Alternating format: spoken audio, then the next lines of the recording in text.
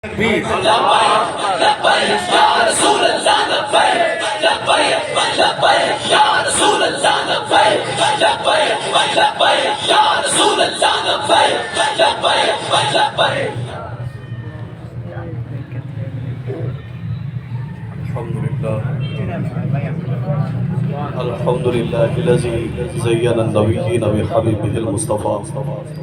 ومن علی المؤمنین بنبیہ المجتبیٰ والصلاة والسلام علی رسولہ محمد المصطفیٰ وعلی آلہ المجتبیٰ اما بعد فاعوذ باللہ من الشیطان الرجیم بسم اللہ الرحمن الرحیم ان اللہ وملائکتہ یصلون علی النبی یا ایہا الذین آمنوا صلو علیہ وسلموا تسلیما. سارے حضرات مل کر آواز بلند و شروع اللہم صلی علی سیدنا و مولانا محمد النبی صلی اللہ تعالی علیہ وسلم صلاۃ و سلام علیک یا سیدی یا رسول اللہ. اللہ تبارک و تعالی دی حمد و ثنا تو بعد نبی کریم رؤوف الرحیم صلی اللہ تعالی علیہ وسلم دی بارگاہ دے وچ ہدیہ عقیدت درود و سلام عرض کرن تو بعد دعا ہے خالق کائنات دی بارگاہ وچ خلاق عالم اج اہل سنت دے تمام افراد اکٹھا ہونا اپنی بارگاہ دے وچ قبول منظور فرماوے. نبی پاک علیہ الصلوۃ والسلام دی ولادت والے مہینے دی استقبال دی خاطر تمامی مدارس دے علماء طلباء اور بالخصوص جمعیت علماء پاکستان دے کارکنان نے یہ استقبال ربیع الاول دی ریلی دے افتتاح کیتا ہویا ہے. یہ انہوں تمام احباب دی محبت اور کوشش اور کاوش دے نال اج الحمدللہ ایک عظیم الشان ریلی دے وچ تبدیل ہو چکی ہے.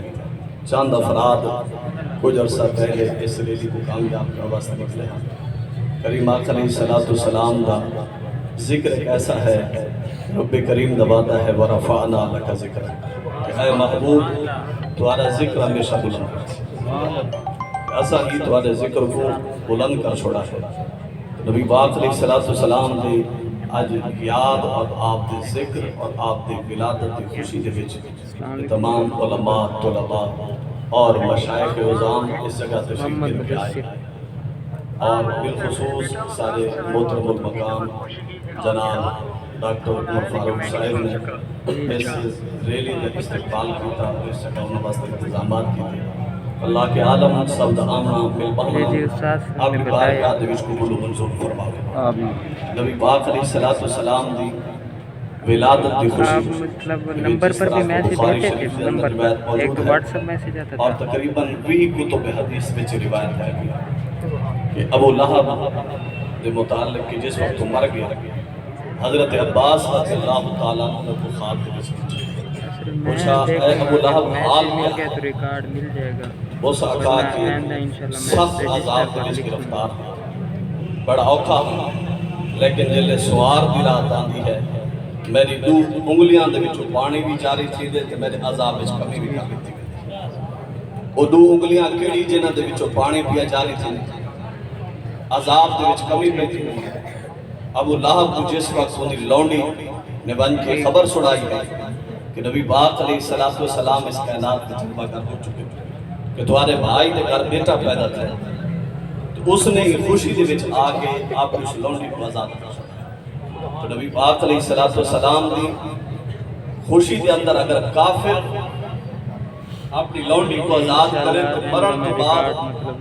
آپ دی ولادت دی خوشی دا جزا ہی پہ قبر دے وچ ملتی پئی ہو. حالانکہ پوری امت دا اتفاق ہے پیا قرآن و حدیث دے وچ واضح بیان موجود ہے پیا کہ کافر دا کوئی عمل اس کو نفع کوئی نہ دے. اون دے عمل دی جڑی جزا ہے پئی وہ دنیا میں دے دیتی وہ چاہے شہرت دے ذریعے ہوئے مال دے ذریعے ہوگی ان دا بدل وہ کو دنیا میں دے دیتا بیسی. لیکن نبی پاک علیہ الصلوۃ والسلام دی ولادت دی خوشی ان دا جڑا اجر ہے پیا مرن تو بعد بھی ابو لہب جیسے سخت کافر جن متعلق قرآن پاک کی پوری صورت نازل ہو چکی ہوگی کہ اس کو بات بھی ایندا نعم البدل اور ایندا اجر پیا ملتا ہوگی قبر دے اندر. یہ نبی پاک علیہ الصلوۃ والسلام دی ولادت کی خوشی ہے پئی اور فرمایا محدثین نے حدیث پاک دی شرح دے وچ فرمایا اوے تے کافر کو کوئی اوندا بدلہ اوندے عمل دا کوئی نہیں دیتا ویندا اودی جزا اس کی اچھی جزا کوئی نہیں ملنی، لیکن مرن تو بعد نبی پاک علیہ السلام کی ولادت کی خوشی وچ او کو جڑی یہ جزا کوئی ملتی ہے، فرمایا اکرام لہو،